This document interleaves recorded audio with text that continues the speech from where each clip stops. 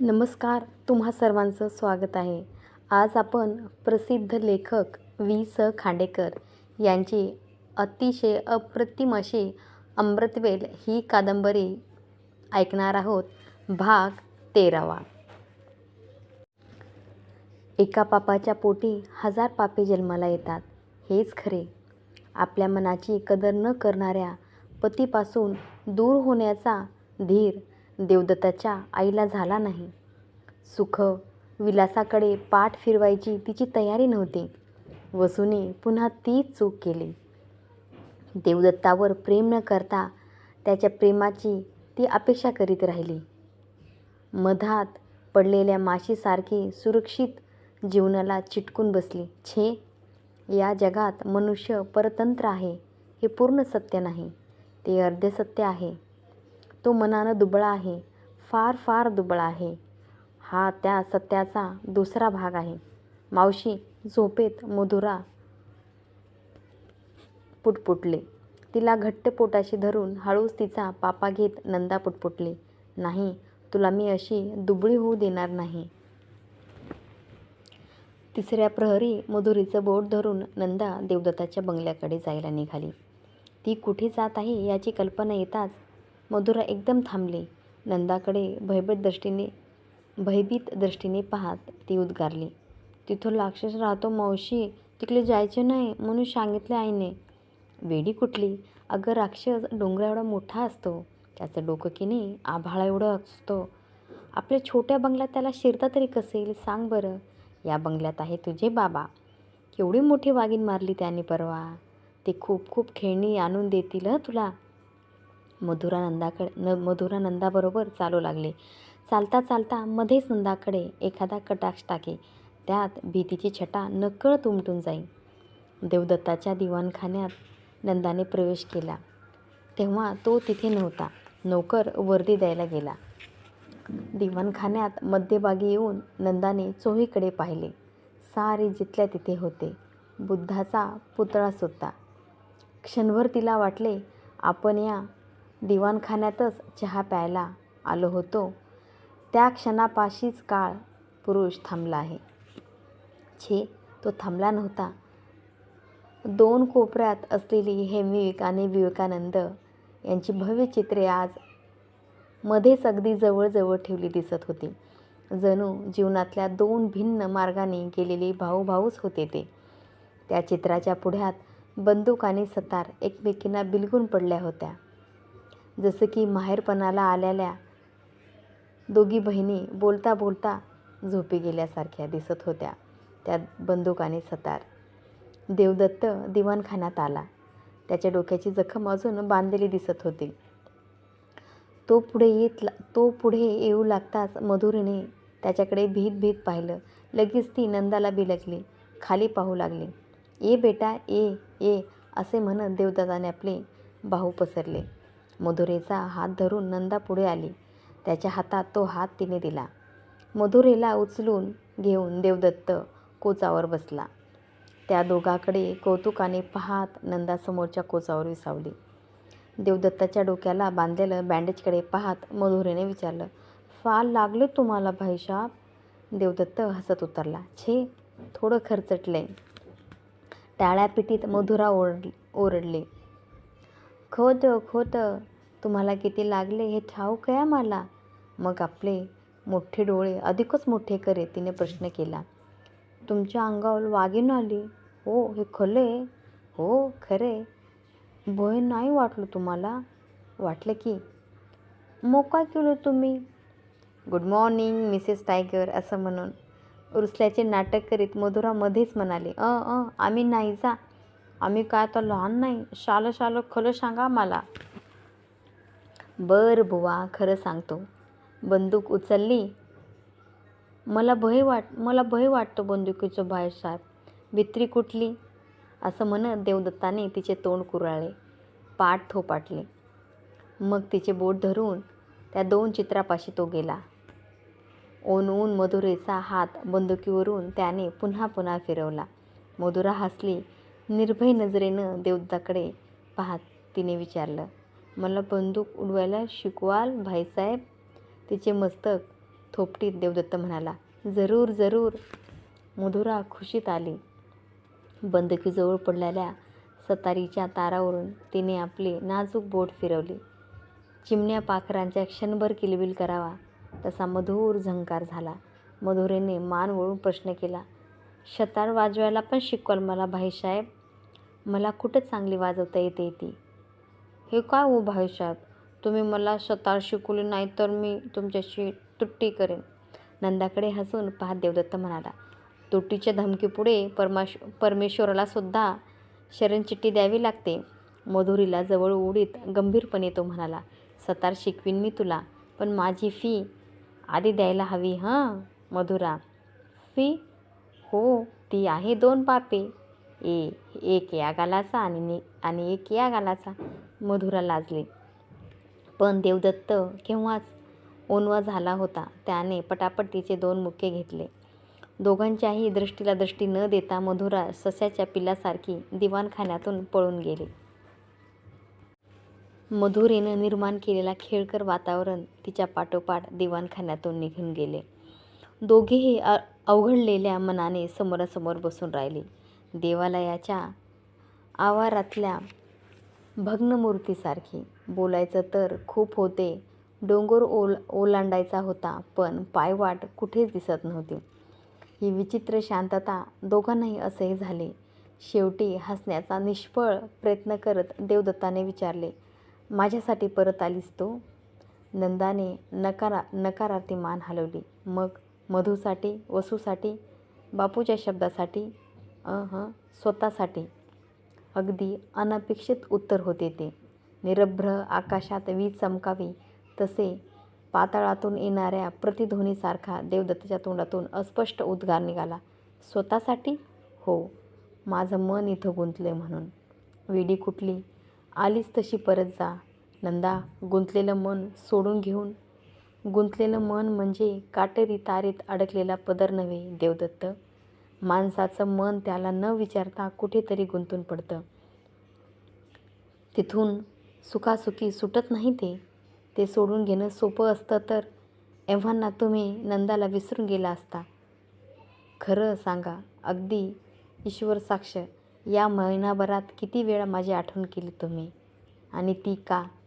मुक्त हास्य करीत देवदत्त उद्गारला, फुकट MA झालीस, LLB झाली असतीस तर वकिली चांगली चालली असती तुझी. मात्र त्याचे हे हास्य लगेच लोप पावले. गंभीर स्वराने तो म्हणाला, मी तुला जायला सांगितले हे तुझ्या हितासाठी. माणसानं आपलं मन कुठेही गुंतू नये. हे चालू जगाचं तत्त्वज्ञान आहे. अलिप्तपणा हा सुखाचा राजमार्ग आहे असं आजकालचे ऋषीमुनी सांगतात. हा राजरस्ता शेवटी कुठं जातो ठाऊक आहे? भावनाच्या स्मशानात. जिथं एकही फूल फुलत नाही अशा वैराण वाळवंटात. ह्या अलिप्तपणामुळंच मोहून गेला. तेव्हा बापूच्या घरी साध्या समाचारला सुद्धा गेलो नाही मी. गेला असता तर कदाचित तुमचं आयुष्य फार बदलून गेलं असतं. माझं आयुष्य बदलून गेलं असतं? देवदत्ताने चकित होऊन प्रश्न केला. हो, मोहनच्या आईच्या समाचारला गेला असता तर त्यांची उणीव भरून काढणं हे आपलं कर्तव्य आहे याची जाणीव तुम्हाला झाली असती. गेला तो देवदत्त, राहिला तो मोहन असं मानून बापूची बायको या धक्क्यातून सावरली असती. त्या देवमाणसाच्या सहवासात तुमच्यातल्या राक्षसाला आपलं चंबूगबाळं गुंडाळून जावं लागलं असतं. तुम्हाला न लाभलेली आई बापाची माया बापूच्या घरी मिळाली असती. तुमच्यात जे जे चांगलं आहे ते त्या मायेच्या ओलाव्यानं फुलून गेलं असतं, बहरून आलं असतं. वळवाच्या सरीसारखे देवदत्ताला नंदाचे बोलणे वाटले. आपल्या मनातल्या मातीच्या वासाने धुंद होऊन तो काही क्षण स्तब्ध राहिला. मग स्वतःशीच पुटपुटला, असतं आहे, केवढा फरक आहे ना स्वर्ग आणि नरक. लगेच नंदाकडे पाहत त्याने प्रश्न केला, त्या दोघांच्या दुःखात भागीदार होऊन मी सुखी झालो असतो. दुसऱ्याचं दुःख वाटून घेण्यात केवढा आनंद भरला आहे. ही पोपटपंची पुष्कळ वेळेला ऐकले मी. पिंजऱ्यातल्या पोपटाचे बोल नाहीत हे देवदत्त, घायाळ झालेल्या पाखराच्या वेदनेचे गीत आहेत हे. कतार स्वराने देवदत्त म्हणाला, क्षमा कर मला, मी असं बोलायला नको होतं. स्निग्ध दृष्टीने तिने सांत्वन करीत त्याने मृदू स्वरात विचारले, तू सुद्धा माझ्यासारखीच दुःखी आहेस? आता नाही, इथं येण्यापूर्वी होते. मृत्यूनं माझ्या सुंदर स्वप्नाचा चकनाचूर केला होता म्हणून. पण इथं आल्यावर मी माझं दुःख विसरले. तुमचं दुःख पाहून इथं येईपर्यंत मी माझ्यातच गुरफटले गेले होते. देवदत्त, माणसाचं पहिलं प्रेम स्वतःवर असतं. त्यात अस्वाभाविक असं काहीच नाही. पण हे प्रेम आंधळं असतं, अहंकारी असतं, अष्टप्रहर आत्मपूजेत दंग होऊन बसलेलं असतं. त्यामुळं स्वतःवर प्रेम करता करता माणूस स्वतःच्या क्षुद्र सुखदुःखाचा कायमचा कैदी होऊन जातो. तुमच्यामुळं या जन्मठेपेतून माझी सुटका झाली. स्वतःवर प्रेम करता करता माणूस शेवटी स्वतःच्या क्षुद्र सुखदुःखाचा कायमचा कैदी होऊन जातो. नंदाचे शब्द देवदत्ताच्या मनात निनादत राहिले. गोल घुमटात पुन्हा पुन्हा प्रतिध्वनी होणाऱ्या आवाजासारखे. सारा धीर एकवटून नंदा म्हणाली, थोडं स्पष्ट बोलते देवदत्त, रागवू नका. तुम्ही आणि वसू असेच स्वतःचे कैदी होऊन बसला आहात. स्वतःला विसरून दुसऱ्यावर प्रेम करण्याचा आनंद तुम्ही कधीच चाखला नाही. वसूने प्रेम केले तुमच्या पैशावर, प्रतिष्ठेवर, आणि तुम्ही प्रेम केले तिच्या रूपावर, गळ्यावर. इतक्या वर्षात वसूला खऱ्या देवदत्ताचं दर्शन झालं नाही आणि देवदत्तांनी खरी वसू डोळे भरून पाहिली नाही. तिला भेटले ते व्यसनाच्या आहारी गेलेली बेछुट्ट देवदत्त, आणि त्यांना भेटली ती एक सुंदर यांत्रिक भावली. दुसऱ्याच्या दुःखाची जाणीव ही दोन हृदय जोडणारी सर्वात जवळची वाट आहे. हे तुम्हा दोघांना आपण फार बोललो असे वाटून ते एकदम बोलायचे थांबले. देवदत्त काही वेळ चिंतामग्न झाला. मग समोरच्या विवेकानंद चित्राकडे पाहत तो म्हणाला, वसूचं दुःख मी जाणून घ्यायला हवं होतं का? हो, ते जाणून घेऊन तुम्ही हलकं करायला हवं होतं तुम्ही. माझ्या दुःखाची तिला काडी मात्रेही कदर नसताना? हो. प्रेम हा सौदा नाही देवदत्त, ते ईश्वरी वरदान आहे. प्रकाशासारखं, पावसासारखं. आणि तुझ्यासारखं. प्रसन्नपणे हसत देवदत्त उद्गारला, तुझ्यासारखं. नंदामध्ये संचारलेली पंडिता क्षणार्थ अदृश्य झाली. देवदत्ताच्या या उत्तराने तिच्या मनावरून मोरपीस फिरवली असं तिला भास झाला. मात्र त्याचवेळी संकोचून ती कोचाच्या दुसऱ्या बाजूला सरकली. नकळत तिची नजर खाली वळली. देवदत्त हसत म्हणाला, लाजळूच्या झाडाला एक प्रश्न विचारू का? त्याच्या दृष्टीला दृष्टी भिडवीत नंदाने नकारार्थी मान हलवली. तुझं माझ्यावर प्रेम आहे? नंदा म्हणाली, आहे. तिच्या स्वरात कंप नव्हता, मुद्रेवर संकोच नव्हता.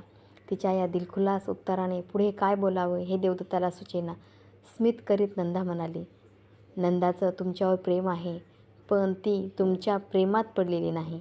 प्रेमात पडणारा वासनेच्या भोवऱ्यात सापडतो, नाहीतर भावनेच्या पुरात वाहत जातो. नुसतं प्रेम करणारा काठावर सुरक्षित राहू शकतो. मी तुमच्या प्रेमात पडले असते तर आपल्या वाटेतला वसूचा काटा कसा काढावा याची विवंचना करीत मुंबईला बसले असते. वसू फार आजारी आहे हे कळताच इथं धावत आले नसते. माझ्यासारख्या व्यसनी मनुष्यावर प्रेम करताना तुला भीती वाटली नाही? तुमची व्यसनं तुमच्या स्वभावाच्या उत्कटतेतून निर्माण झाली आहेत. म्हणून हात जोडून एक मागणं मागते मी तुमच्याकडं. या उत्कटतेला उदारतेची जोड द्या. ते अशक्य आहे. इतकी वर्ष मी वाहत गेलो. आता बंदुकीतून सुटलेल्या गोळीला आपला नेम बदलता येणार नाही. व्यसनी मनुष्य शरीराचा गुलाम होऊन बसतो. नंदा, माझ्या या गुलामगिरीचं प्रदर्शन त्या दिवशी चंदनगडावर तू पाहिलं आहेस ना? जसं ते पाहिलंय तसं तुमच्यात निग्रही आत्म्याचं दर्शनही घेतलंय. मध्ये अनेक महिने तुम्ही मद्याला स्पर्श केला नव्हता. व्यसनाच्या गुलामगिरीतून सुटण्याची धडपड तुम्ही एकटे करीत होता. आता तुमचा एक हात बापूच्या हातात आहे तर दुसरा हात माझ्या हातात आहे. वसू चांगली बरी होईपर्यंत राहणार आहे मी इथे. माझं एक नंदा, या अभाग्यासाठी हे साहस करू नकोस. लोकगंगेची तुला कल्पना नाही. तिच्यात चिखल फार, पाणी थोडं, तू इथं राहिलीस तर निष्कारण बदनाम होशील, नंदा उसळून म्हणाली. स्त्री पुरुषाच्या शुद्ध मैत्रीची कल्पना ज्याला करता येत नाही, अशा समाजाच्या समाधानासाठी मी तुम्हाला वाऱ्यावर सोडून जाऊ, ते शक्य नाही देवदत्त. या समाजात प्रतिष्ठित म्हणून आजकाल कोण मिरवत आहे? गडावर भेटलेल्या तुमच्या दोस्तासारखी मंडळी. या समाजाला खऱ्या नीतीची चाड असती तर त्यानं तुमच्या आईला वेळीच सळो की पळो करून सोडलं असतं. या समाजाला माणुसकीचं मोल कळत असतं तर बापूसारख्या माणसाला त्यानं देव्हाऱ्यात बसवलं असतं. हा समाज रात्रंदिवस कशाची पूजा करीत आहे हे तुम्ही पाहत आहात ना? पापाच्या पैशानं गब्बर झालेल्या पायधूळ अंगार म्हणून तो कपाळाला लावित आहेत. चारित्र्याशी ज्याचा उभा दावा आहे असे 2 पायाचे शत्रू सत्ताधारी होतात त्याचे पाय चाटायला ते धावत आहेत. या समाजाला भ्यायचं ते कशासाठी? ते काही नाही. वसू बरी होईपर्यंत मी इथे राहणार. त्यासाठी जे जे भोगावं लागेल ते मी आनंदाने सोशीन. आणि वसू बरी झाल्यावर तू काय करणार? मी माझ्या वाटेने पुढं जाईल. त्या वाटेवर जे भेटतील त्याची आसवं पुसता आली तर माझ्या पदरानं पुशीन. कोणाच्या प्रेमात पडले तर त्याच्याशी लग्न करीन. उन्हा पावसात वादळ वाऱ्यात त्यांना साथ देईन. मला मुलगी झाली तर? ती क्षणभर थांबली, मग हसत म्हणाली, तिचं नाव मी मधुरा ठेवीन. एखाद्या भाऊबीजेला तुम्हाला आग्रहानं बोलवीन आणि तुमच्यापाशी अशा ओवाळणीचा हट्ट धरीन. सुखद झुळेप्रमाणे वाटणाऱ्या या स्वप्नलहरींना सुखावलेल्या देवदत्ताने विचारले, काय मागशील तू माझ्यापाशी? माझ्या ओवाळणीच्या तबकात तुमची आसवं पाडावीत. दुःखी कष्टी लोकांच्या कणवेनं ओघळलेली आसवं. मनस्वी माणसाच्या अश्रूत जग बदलून टाकण्याचं सामर्थ्य असतं देवदत्त. हे सारं स्वप्नरंजन झालं नंदा. दुर्दैवानं वसू बरी झाली नाही. देवदत्ताचा आयुष्यक्रम बदलला नाही तर? समोरच्या विवेकानंद चित्राकडे पाहत तिने उत्तर दिलं, उराशी बाळगलेल्या या स्वप्नाचे सारे तुकडे मी गोळा करीन. मनाच्या एका कप्प्यात ते जपून ठेवीन आणि पुढलं स्वप्न पाहण्यासाठी पुन्हा जीवनाच्या कुशीत शिरेन. भरताची गोष्ट संपली. पेंगुळलेली मधुरा झोपी गेली. मात्र गोष्ट ऐकताना त्या चिमुरडीने सहज विचारला प्रश्न नंदाच्या मनात पिंगा घालीत राहिला. 14 वर्ष पादुकाची पूजा करताना भरताला कंटाळा कशा नाही आला गं मावशी? तो लाजा झाला नाही हे त्याच्या बायकोला कसं आवडलं? परत आल्यावर रामानं भरताला काय दिलं? 14 वर्षांनी मी केवली होईल गं मावशी आणि तू केवली होशील? 1 ना 2 ना अनेक स्वैर प्रश्न. मधुरीची किलबिल बंद होताच नंदाला मोकळे वाटले. सकाळपासून निवांतपणे विचार करायला तिला वेळच मिळाला नव्हता. आता तिला पहिल्यांदा आठवला तो संध्याकाळचा प्रसंग. मधुरेला घेऊन बापूच्या घरी गेली होती ती. दोघीही सावित्रीबाईच्या खाटेवर बसल्या. त्यांच्या पायावरून हात फिरवीत नंदाने विचारले, कशी आहे तब्येत? मंद स्मित करीत सावित्रीबाई उतरल्या. छान. लगेच मधुरेने नंदाला प्रश्न केला, या तुझ्या आई? नंदाने होकारार्थी मान हलवली. सावित्रीबाईचं लक्ष मधुरेवर खिळून राहिलेलं पाहून नंदा तिला म्हणाली, आजीला नमस्कार कर बाळा. मधुरा उठली. तिने वाकून नमस्कार केला. सावित्रीबाईच्या डोळ्यांच्या कडा ओलावल्या. नंदाने विचारले, आई कशी आहे नात? मंद स्मित करीत सावित्रीबाई उद्गारल्या, छान. मात्र आता त्यांची नजर नंदाच्या गळ्याकडे लागली होती. मधुरा ही तिची मुलगी आहे असा त्यांचा समज झाला असावा. मुलगी तर समोर दिसते पण गळ्यात मंगळसूत्र नाही. या गोष्टीचा मेळ त्यांच्या मनाला घालता येत नव्हता. त्या नुसत्या तिच्या ओक्या गळ्याकडे पाहत राहिल्या. या आठवणीने नंदाला क्षणभर गुदगुल्या झाल्या, पण लगेच तिला गुदमरल्यासारखे वाटू लागले. देवदत्ताशी युक्तिवाद करणारी संध्याकाळची पंडिता जणू पडद्याआड गेली. तिची जागा बाहुली खुशीत घेऊन झोपणाऱ्या लहानग्या नंदाने घेतली. हा म्हणता बाहुलीची मधुरा झाली. छोट्या नंदाची मोठी नंदा झाली. आपल्या जीवनाविषयी ती विचार करू लागली. अनामिक हुरहुरीने तिचे मन भरून गेले. ती उठली, बाहेर बागेत आली. समोरच्या बाहेरच्या गार वाऱ्याने तिला फार बरे वाटले. तिने वर पाहिले. आकाशात नक्षत्राची मोती सर्वत्र विखरले होते. पश्चिमेकडे शुक्र लखलखत होता. मोत्याच्या तबकात मध्येच उठून दिसणाऱ्या हिऱ्यासारखा वायुलहरीवरून गोड सूर रुंझुनत येत होता.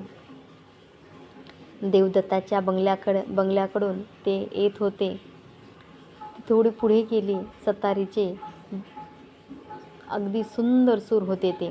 नंदा आनंदली. देवदत्ताचे मन उल्हासित झाल्याचे लक्षण होते हे. ती एकाग्र चित्तानं ऐकू लागली. त्या मधुर जाळीदार सुराच्या बुरख्याआड लपलेले शब्दसुद्धा सुंदर असावेत. हळूहळू फलकावर चित्राकृती निर्माण व्हावी तसे त्या सुरांनी तिच्या मनात शब्दरूप धारण केले. मोगरा फुलला, मोगरा फुलला. ताईसाहेब, ताईसाहेब या हाकाने ती जागी झाली. मनगटावरच्या घड्याळाकडे तिने पाहिले. 4:15 वाजले होते. पुन्हा बाहेरून हाका ऐकू आल्या. ताईसाहेब, ताईसाहेब. ती लगबगीने उठली. दार उघडून बाहेर आली. देवदत्ताचा नोकर दारात उभा होता. काय रे? तिने साशंक स्वराने विचारले. सरकार स्वारीचा कुठं पत्ता नाही ताईसाहेब. म्हणजे? असा भीतीयुक्त उद्गार काढून नंदा देवदत्ताच्या बंगल्याकडे चालू लागली. चालता चालता नोकर सांगू लागला. रात्री 11 पर्यंत सरकार जागे होते. ते लायब्ररीत गेले. मग सतार वाजवीत बसले. 11च्या सुमाराला आपण झोपी गेलो. जाग आल्यावर पाहिलं तर दिवाणखान्यात दिवे जळतायत. दार सतार उघडं आहे. आत जाऊन पाहिलं पण तिथं सरकार नव्हते. लायब्ररीत गेलो तिथंही नव्हते. सगळीकडं शोधलं पण कुठलाच काही ठाव ठिकाणा नाही त्यांचा. म्हणून आपल्याकडं धावत आलो. धडधडणाऱ्या काळजाने नंदा त्यांचे बोलणे ऐकल्यासारखे करत होती. पण पाऊल दिवाणखान्याच्या पायरीवर पडण्याच्या आधीच तिचे मन आत जाऊन पोहोचले. नाना प्रकारच्या कुशंकांनी ते काजळून गेले होते. दिवाणखान्याच्या मध्यभागी मोठा दिवा जळत होता. त्या स्वच्छ प्रकाशात तिने चहूकडे पाहिले. काहीतरी बदल झाला आहे असा भास तिला झाला. लगेच तिच्या लक्षात आले. समोर विवेकानंदाचे एकच चित्र दिसत होते. ती पुढे झाली. त्या चित्रासमोर सतार ठेवली होती. मात्र हेमयुगचे चित्र आणि त्यांच्या पुढ्यातली बंदुका या दोन्ही गोष्टी तिथं नव्हत्या. ती अगदी जवळ गेली. सतारीच्या तारात गुंतून ठेवलेले एक पत्र तिला दिसले. तिने ते चटकन काढून घेतले. वर कुणाचेच नाव नव्हते. ती आधीरतेने वाचू लागली. प्रिय नंदाताई, हे पत्र पाहून तू रागवशील. तुझा निरोप न घेता मी जात आहे. क्षमा कर मला. खरं सांगू, माझा निश्चय तुझ्या डोळ्यातल्या एका थेंबात विरघळून जाईल अशी भीती वाटली मला. देवालयाच्या गाभाऱ्यातल्या घंटानादाप्रमाणे संध्याकाळचं तुझं बोलणं माझ्या अंतर्मनात घुमत राहिलं आहे. पुन्हा पुन्हा कोणीतरी मला सांगत आहे, देवदत्त उठ, पिंजऱ्याचं दार अर्धवट उघडलं आहे, चल, विलंब लावू नकोस. बाहेर भरारी मार, निळं मोकळं आकाश तुला बोलवत आहे. तुझ्या मुक्तीचा हा मंगल क्षण आहे. दुःख ही दोन हृदयाला जोडणारी सर्वात जवळची वाट आहे. हे तुझे शब्द माझ्या मनाची 20 वर्षाची काजळी झाडून टाकीत आहे. तुझ्या शब्दाची कळी माझ्या मनात फुलत आहे. त्या सुगंधानं मन अधिक धुंद होत आहे. या धुंदीत एक विलक्षण भास होतोय मला. एका भव्य देवालयात मी एकटाच फिरत आहे. भिंतीवरल्या नद्या निर्झऱ्याबरोबर गाणी गात, फुलाफुलांच्या रंगाने रंगून जात, छताच्या नक्षीकामात नक्षत्रांनी नटलेले आकाश पाहता पाहता एक गोष्ट मात्र मध्येच मनाला खटकते. भुताटकीनं झपाटलेल्या वाड्यासारखं हे देवालय ओक भासते. इथं भक्ताची ये जा का दिसत नाही? देवालयाचं सौंदर्य पाहून डोळे शिनले. फिरून फिरून पाय थकले. विसाव्यासाठी मी एका पायरीवर बसतो न बसतो तोच आत्र पिळवटून टाकणारा एक हुंदका माझ्या कानी पडतो. मला राहवत नाही. त्या दुःखाच्या दिशेने मी पुढे जातो. एका अंधाऱ्या कोपऱ्यात निर्मल्याच्या भल्या मोठ्या ढिगाड एक वृद्ध गुडघ्यात मान घालून स्फुंदत असलेला दिसतो. त्याची मला दया येते. मी त्याच्याजवळ जाऊन बसतो. पाठीवरून हात फिरवीत मी त्याला विचारतो, आजोबा तुमचं नाव काय? मान वर न करता कापऱ्या स्वरात तो उद्गारतो. परमेश्वर. मी मनात चरकतो. वाटतं हा वृद्ध बहुधा वेडा असावा. मी भीत भीत विचारतो, इतकं कसलं दुःख झाले तुम्हाला? मान वर करून अश्रुपुष्पित वृद्ध उद्गारतो, माझ्या एकुलत्या एका मुलानं मला फसवलं. माझा गळा कापला. किती उमेदीने, किती आशेने मी त्याला लहानाचा मोठा केला. पण मी उत्सुकतेने प्रश्न करतो, तुमच्या मुलाचं नाव काय? दीर्घ सुस्कारा सोडत वृद्ध उद्गारतो, मनुष्य.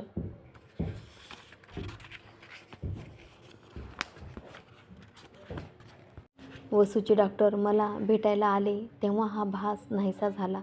मन अधिक अस्वस्थ करून बुद्ध, ख्रिस्त, गांधी, विवेकानंद अगणित नाव आठवली.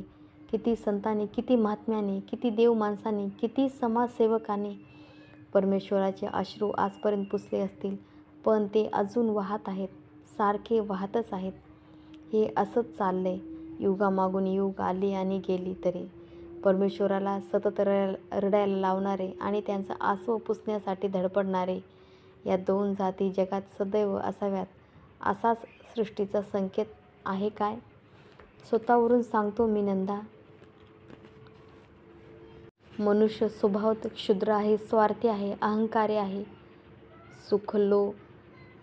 सुख लोलूप आहे, नाना प्रकारच्या वासनांनी बरबटलेला आहे. संस्कृतीतलं बहाल केलेलं सात्विक मुखवटे चढून आजकाल तो जगात वावरत आहे. पण मुखवट्यांनी काही मन बदलत नाही. माणसाच्या उद्दाम मनोविकारांना उत्कट करुणेची जोड मिळायला हवी. अशी अनुभूती देणारी करुणा. But for the grace of a god there go I असं वाटायला लावणारी करुणा. ही करुणा नसेल तर मनुष्य पशु होईल. Passion and compassion must go hand in hand. माणसाचं मन बदललं तरच हे जग बदलेल. त्यातलं दुःख कमी होईल. आधी माणसाचं मन बदललं पाहिजे. देवदत्ताला प्रामाणिकपणे असं वाटतं ना, त्यानं त्या प्रयोगाचा प्रारंभ स्वतःपासून करायला हवा. मी विचार करीत राहिलो. परमेश्वराचे अश्रू पुसणारी माणसं या जगात थोडी असतील, पण त्याचा आनंद अलौकिक असला पाहिजे. सर्वस्वाच्या समर्पणाची धुंदी, मानवतेवरल्या प्रेमाची धुंदी. मी किती अभागा आहे. या धुंदीचा अद्भुत आनंद मला कधीच लाभला नाही. बापूसारख्या दरिद्री माणसानं देशभक्तीच्या रूपानं तो मनसोक्त चाखावा आणि जहागीरदार देवदत्ताला त्याचं दर्शनही घडू नये. धन्यवाद.